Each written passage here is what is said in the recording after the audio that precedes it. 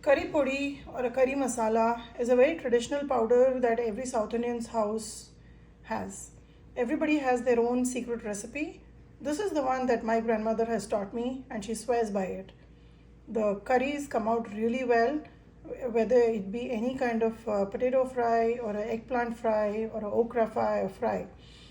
Give it a try in this proportions and let's see how it turns out for you. Let's start roasting some ingredients. For the curry masala, I have taken 1 tablespoon of rice, any raw rice is fine, 1 teaspoon of asafoetida granules. You can take the asafoetida powder if you don't have these. This is half a cup of coriander seeds, 1/3 cup of chana dal, 1/3 cup of urad dal, and a handful of curry leaf. I'm adding the curry leaf to this powder because usually when we add it to the curry, we tend to throw it out. So might as well roast it and make a powder. Now I have not roasted the dry chilies because I'm going to add chili powder to the mix when we grind it. So let's roast them all and take them out, allow them to cool it down, and then we'll go to the grinding process.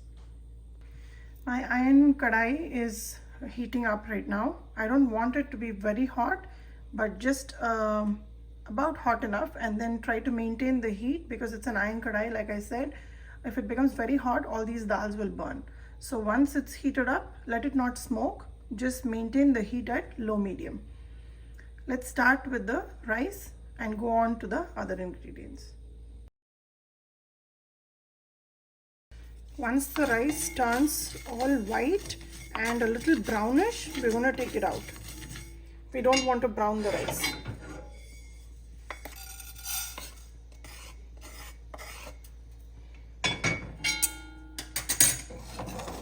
Let's roast the dal one at a time to a nice golden brown shade.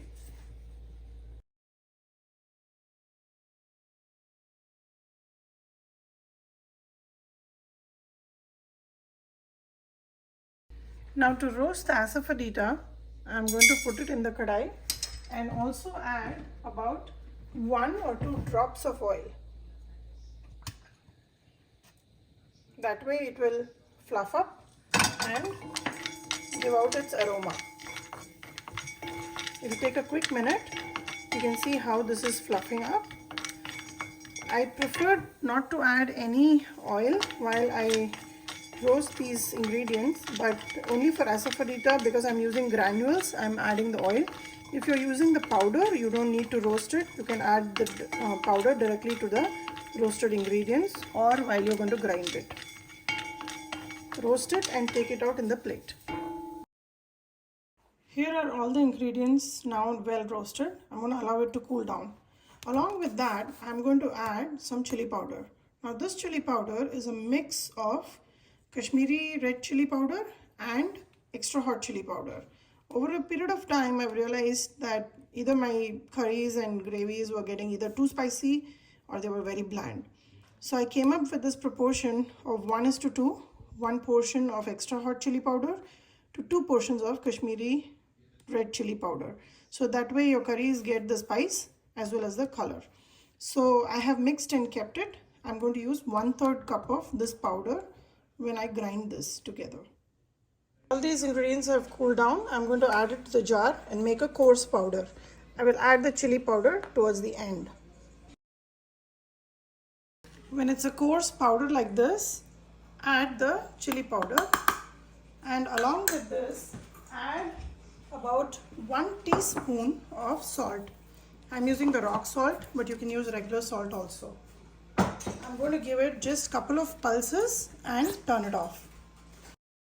The curry powder is ready. Store it in an airtight jar and use it anytime to make the sabjis like eggplants or okra or even potatoes. It tastes really good.